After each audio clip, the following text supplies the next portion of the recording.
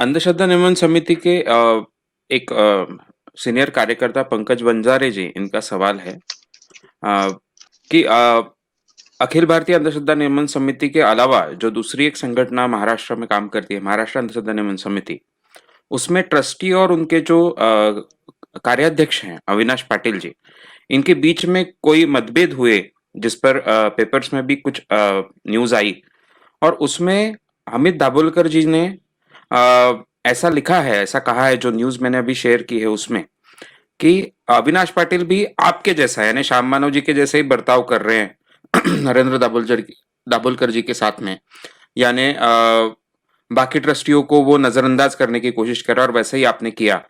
तो ये सब ऐसा पेपर में छपकर आया है, तो इस बात की सच्चाई क्या है? पंकज बंजारे इनका सवाल है।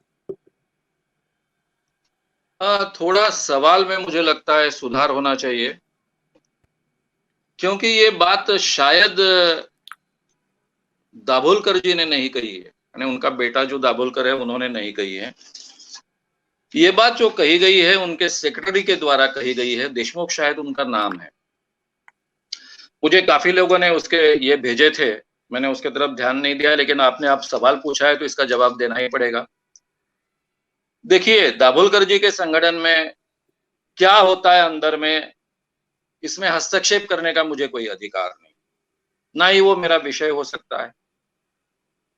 दाभोलकर जी मेरे साथ में 1987 से 89 तक काम करते थे, मेरे संगठन के महाराष्ट्र के अध्यक्ष थे, और उनको महाराष्ट्र के कार्याध्यक्ष थे। महाराष्ट्र के कार्याध्यक्ष डेप्यूट करने का काम मैंने ही किया था। मेरे संगठन के कॉन्स्टिट्यूशन के अनुसार मैं अखिल भारतीय संगठक होने के नाते मुझे अधिकार था कि हर स्टेट में इस ढंग के संगठन खड़े किए जाए। उनके जो ऑफिस बेयरर्स होते हैं वो डेप्यूट किए जाए, और बाद में केंद्रीय कार्यकारिणी जो होती है उसकी सम्मति ली जाए। ये प्रोसेस थी। उस प्रोसेस के अनुसार महाराष्ट्र के अध्यक्ष कर मैंने, जिनके कारण मैं बदल पाया अपने आप को, वो मुकुंद राव जी किर्लोस्कर प्रेस के संपादक, उनको अध्यक्ष हुए बनिए आप, ऐसा विनंती किया, उन्होंने वो मान्य की। और बाबा अढ़ाव जी के सूचना के आधार पर नरेंद्र दाभोलकर जी को आप महाराष्ट्र के कार्याध्यक्ष बने। तब तक तो मैं दाभोलकर जी को जानता तक नहीं था। बाबा अढ़ाव जी ने उनका नाम सुझाया, इसलिए उनको जाकर मैंने रिक्वेस्ट की कि आप हमारे संगठन के कार्याध्यक्ष बनिए। वो 86 में पहली बार मेरे एक 10 दिन के शिविर में आए। वो पहले तो आने के लिए ही तैयार नहीं थे, क्योंकि उनको लगता था, यानी हमने जब कहा, मैं और डॉक्टर रूपा कुलकर्णी हम दोनों उनसे मिलने के लिए सातारा गए थे, और उनसे कहा था कि आप आइए हमारे संगठन में और इसके कार्याध्यक्ष बनिए, बाबा अढ़ाव ने आपका नाम सुझाया है, तो उसके लिए पहले आप एक शिविर में आइए। ये शिविर 10 दिन का शिविर है, 10 दिन के शिविर में आइए। तब तो उन्होंने कहा था कि अंधश्रद्धा निर्मूलन ये विषय, ये 1985-86 की बात, संगठन का काम शुरू होकर 3-4 साल हो चुके थे। तब उन्होंने कहा था कि ये अंधश्रद्धा निर्मूलन ये विषय तो ज्यादा से ज्यादा 3 घंटे का, उसके लिए 1 दिन का शिविर काफी है, 10 दिन का शिविर कैसा क्या हो सकता है। तब रूपाताई जी ने उनको समझाया था कि ये कितना विषय व्यापक है और क्या है, वो सब बातें हैं। बाद में वो 5 दिन के लिए, बाद में पता चला कि उनकी पत्नी जो है उन्होंने उनको प्रोत्साहित किया, और इसलिए वो 5 दिन आए थे उस शिविर में, और पहली बार उनको पता चला कि ये विषय कितना व्यापक है। उसके बाद में उनको समय नहीं था, इसलिए 87 में वो जुड़ गए मेरे संगठन के साथ में, और 89 में वो मेरे संगठन से अलग हुए। अब ये अलग हुए, लेकिन इसके बारे में बहुत गलत सलत धारणाएं हर जगह पर। महाराष्ट्र अंधश्रद्धा निर्मूलन समिति यानी दाभोलकर जी का जो संगठन है, उसके शायद सचिव है कोई तो भी, राज्य सचिव, स्टेट सेक्रेटरी, उन्होंने ये बात कही है। उन्होंने ऐसा कहा कि श्याम मानव जैसे ही, यानी जैसे अविनाश पाटिल बर्ताव करते हैं वैसे ही श्याम मानव ने बर्ताव किया, और सभी कार्यकारिणी के सदस्य होते हैं, वो कार्यकारिणी की कार्यकारिणी पूरी रद्द कर दी, और इस कारण संगठन फूटा। ये बात 100% झूठ है।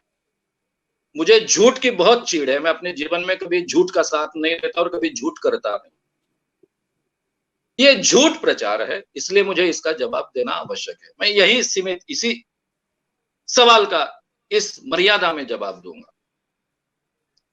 सच्चाई ये है कि डॉक्टर नरेंद्र दाभोलकर मेरे ही कारण संगठन में आए। पहले मैंने उनको डेप्यूट किया और मेरे कार्यकारिणी ने बाद में उसको सम्मति दी, इसलिए वो महाराष्ट्र के कार्याध्यक्ष बने।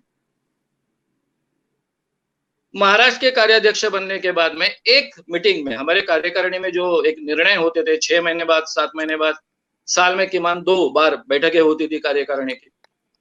एक बैठक में मैंने जा नहीं पाया, मेरे कुछ कार्यक्रम की व्यस्तता के कारण संभव नहीं हुआ और उस बैठक में मैं नहीं था तब उन्होंने जाहिरनामा परिषद का निर्णय लिया। मैं बहुत अंदर बाहर से लोकतांत्रिक व्यक्ति हूं, मुझे मेरे संगठन में इस ढंग के कोई कार्यक्रम पसंद नहीं थे।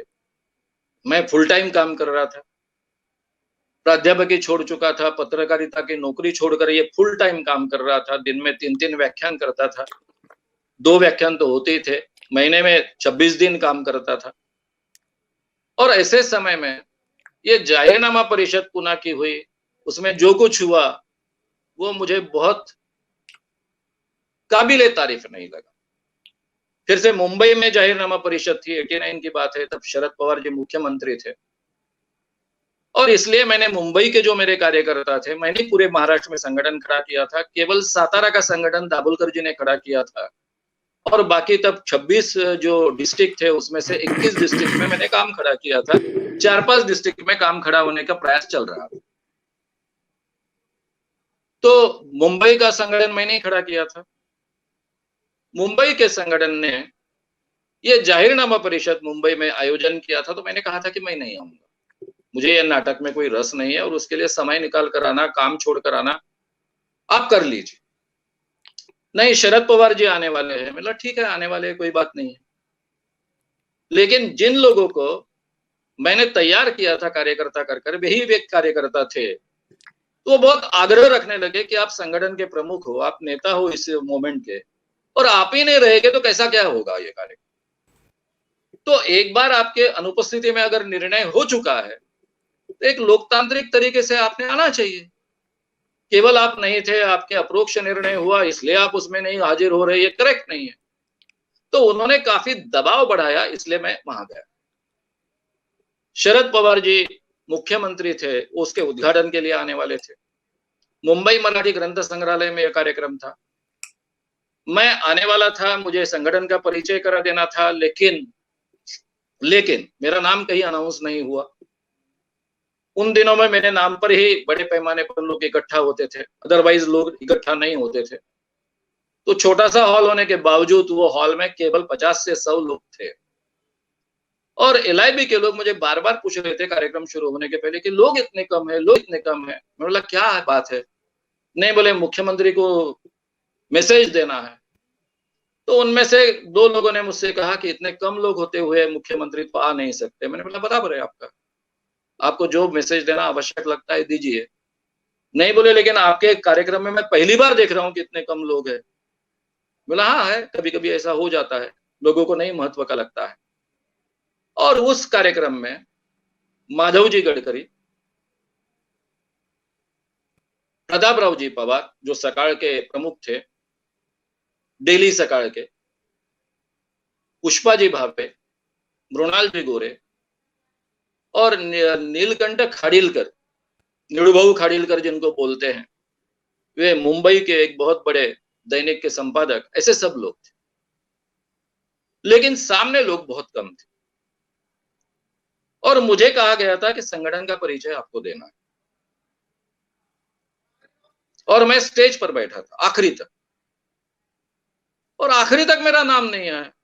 मेरी जिंदगी का वो पहला अवसर था कि मैं स्टेज पर बैठा हूं और मैं बोल नहीं रहा हूं। तो नेचुरली कार्यक्रम जैसे ही खत्म हुआ तो सब लोग अगर पूछने लग गए आप क्यों नहीं बोले, आप क्यों नहीं बोले, आप क्यों नहीं बोले, बाकी सब लोग बोले। और मुझे प्रतापराव पवार ने मेरे कंधे पर हाथ रखा और बोले तुम्हारा गला इतना खराब है, इतना खराब है, तो तुम तुरंत अभी पुणे मेरे साथ चलो, मेरे अमुक अमुक ईएनटी स्पेशलिस्ट डॉक्टर है, वो तुम्हें जांचेंगे और तुम्हारी तबीयत ठीक कर देंगे। आपने कुछ बोलना चाहिए था। पुष्पा जी भावे वही वो सवाल मुझसे पूछती है कि आप क्यों नहीं बोले, आपका गला इतना खराब है, 5 मिनट तो बोलना चाहिए था।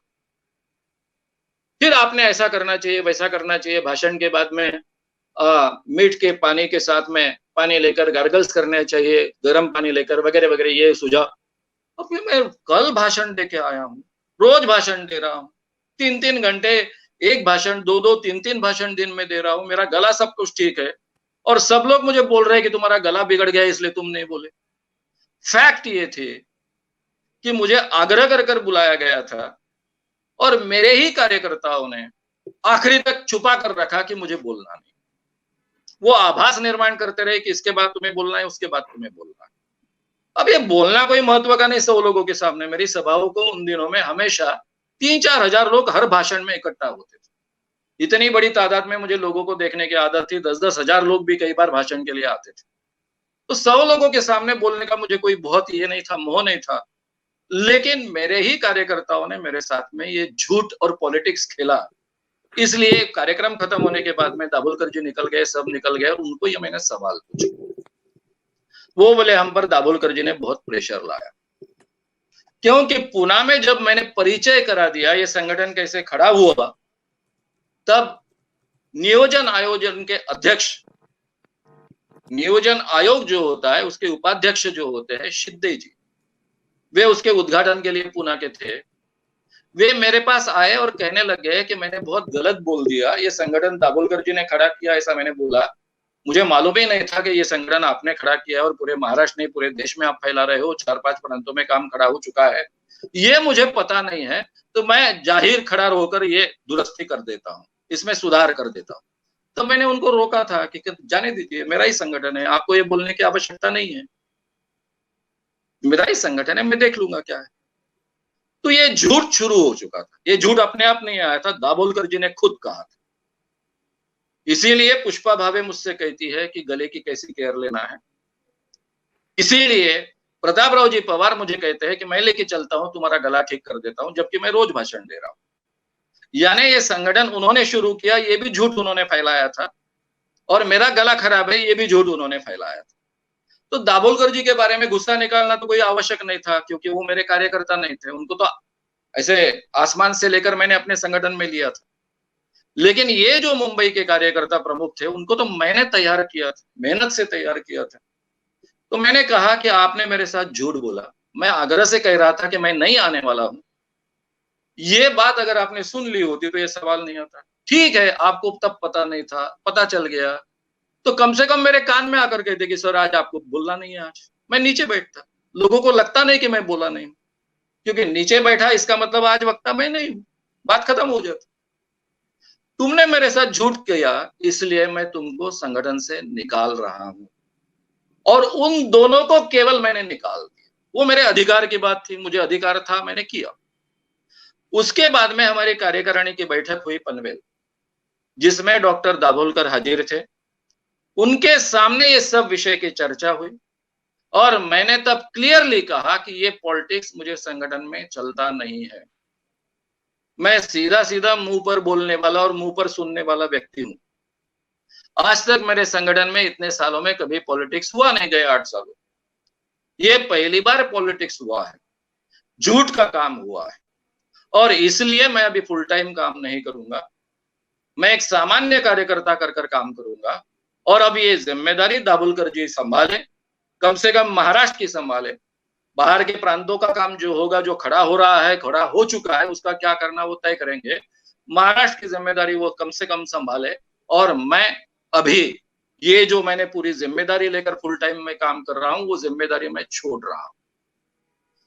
कार्यकारिणी के तब 32 सदस्य थे हमारे, 32 में से 30 सदस्यों ने इसको विरोध किया। उन्होंने कहा कि आपने अगर काम छोड़ा तो ये पूरा का पूरा संगठन खत्म हो जाएगा। और गांव-गांव में जो बड़े-बड़े बाबाओं को आपने एक्सपोज किया है, तो गांव-गांव के लोग मार खाएंगे, क्योंकि आप नहीं हो तो दबाव निकल जाएगा और स्थानिक कार्यकर्ताओं को जगह-जगह पर मार पड़ेगी। और ये काम दाभोलकर जी नहीं कर सकते। उनके मुंह पर सब कह रहे थे, ये काम दाभोलकर जी नहीं कर सकते हैं, इसलिए आपको ही संगठन चलाना है, आपको फुल टाइम ही काम करना है। दाभोलकर जी सामान्य कार्यकर्ता कर काम करेंगे। और दाभोलकर जी और उनके एक साथी ने उस पर साइन की, 32 लोगों के उस पर साइन कि आज के बाद डॉक्टर नरेंद्र दाभोलकर महाराष्ट्र के कार्याध्यक्ष नहीं रहेंगे, वो सामान्य कार्यकर्ता कर काम करेंगे। और श्याम मानव पूरे संगठन की पहले जिम्मेदारी जैसे निभाते थे ऑल इंडिया के संगठक करके, वैसे करते रहेंगे, फुल टाइम काम करते रहेंगे। ये निर्णय पर उन्होंने हस्ताक्षर किए। मैंने तभी 2 चॉइस दिए थे कि आप प्रमुख बन जाइए, मुझे कोई प्रॉब्लम नहीं है, वैसे भी मुझे अपने बाकी काम निपटाने हैं। वो उन्होंने स्वीकारा नहीं। संगठन फूटना मुझे बिल्कुल मान्य नहीं था, क्योंकि दाभोलकर अगर अड़े रहते कि मुझे कार्याध्यक्ष ही रहना है तो मैं बाहर निकल जाता। मैं संगठन को कभी टूटने नहीं दिया था, मैंने पूरा अपना रक्त सींच कर इस संगठन को खड़ा किया था। लेकिन तब उन्होंने ऐसा मान्य किया, साइन किया, और उसी दिन बाहर में जाकर उन्होंने दूसरा संगठन निर्माण करने की प्रक्रिया की शुरुआत कर दी। क्योंकि उनकी जो बातचीत रात को चली, वो बातचीत का ब्यौरा मुझे मिला, क्योंकि ये शांतिवन में हो रहा था और शांतिवन के सब लोग मेरे काका लोग हैं, इसलिए वो जानकारी मेरे तक पहुंची। ये सब उसके पीछे का इतिहास है। कार्यकारिणी मैंने कभी बर्खास्त नहीं की, ये संगठन मैंने कभी फोड़ा नहीं है। मैं आखिरी तक कोशिश करता रहा, बाबा आढाव के पैर पकड़ता रहा कि ये संगठन फूटना नहीं चाहिए, इसके 2 धड़े नहीं होने चाहिए। जब मुझे और नरेंद्र दाभोलकर को एक रूम में बिठाया गया, ये अनिल अवचट और मेधा पाटकर जी का काम था, उसमें बाबा आढाव जी का हाथ था, तब भी मैंने कहा, उनको ऑफर दी कि आपको अगर काम करना ही है तो दूसरा नाम लीजिए, अंधश्रद्धा निर्मूलन समिति ये नाम मत लीजिए, क्योंकि जिस ढंग से लड़ाऊ तरीके से हम काम करते हैं वो आपका तरीका नहीं है काम करने का, आपका पेपर के साथ में काम करने का तरीका है। इसलिए जगह जगह पर आप मार खाओगे, आपके कार्यकर्ता मार खाएंगे और उसके परिणाम हमको भुगतने पड़ेंगे। और एक बार लोगों ने मारना शुरू किया तो उनको लगेगा कि अंधश्रद्धा निर्मूलन समिति के कार्यकर्ताओं को मारा जा सकता है, और जगह जगह मेरे पुराने कार्यकर्ता भी मार खाएंगे। इसलिए आप दूसरा नाम लीजिए, ये नाम मत लीजिए, कोई भी नाम लीजिए, आपके काफी संगठन है, समाजवादी अलग अलग संगठन है, वो नाम लीजिए या नया नाम लीजिए। लेकिन वो भी उन्होंने मान्य नहीं किया, यही नाम कायम रखा। और फिर मैं पूरे महाराष्ट्र में ये बताना नहीं चाहता था कि एक संगठन फूट गया, 2 लोग आपस में झगड़ रहे हैं, इसलिए मैं पूरी तरह से इस काम से न्यूट्रल हो गया, और जो लोग मेरे साथ काम करना चाहते थे वो काम करते गए और उनको मैं मदद करते गया। नहीं तो आज ये संगठन पूरे देश का सबसे बड़ा ताकतवर संगठन बन जाता। लेकिन मैंने तब से काम में से अपना पूरी तरह से हिस्सा निकाल दिया, केवल मैं मेरे कार्यकर्ताओं को मदद करता रहा, क्योंकि वो दाभोलकर के साथ में जुड़ना नहीं चाहते थे। इसलिए ये पूरा इतिहास है, तो झूठा इतिहास कृपया मत बताइए, चाहे वो दाभोलकर जी के बेटे हो, चाहे वो महाराष्ट्र अंधश्रद्धा निर्मूलन समिति के शायद देशमुख जी, उनका कुछ तो भी नाम है, वे कार्यकारिणी के सदस्य यानी जो भी सचिव है कुछ है, प्लीज झूठ मत बोलिए। सच्चाई बोलने की ताकत मुझ में है, सहन करने की भी ताकत है, जो सच होगा वही बोलिए। ये झूठ का प्रसार प्रचार रोक दीजिए। आपको जो करना है वो आपका अधिकार है, लेकिन कम से कम मेरे बारे में और मेरे संगठन के बारे में झूठ मत बोलिए। ये झूठे इतिहास की महाराष्ट्र में परंपरा रही है। शिवाजी महाराज के गुरु रामदास स्वामी थे जो कभी मिले ही नहीं। ये झूठ की परंपरा अब तो भी खत्म कीजिए। इतना ही मेरा कहना है इसके बारे में।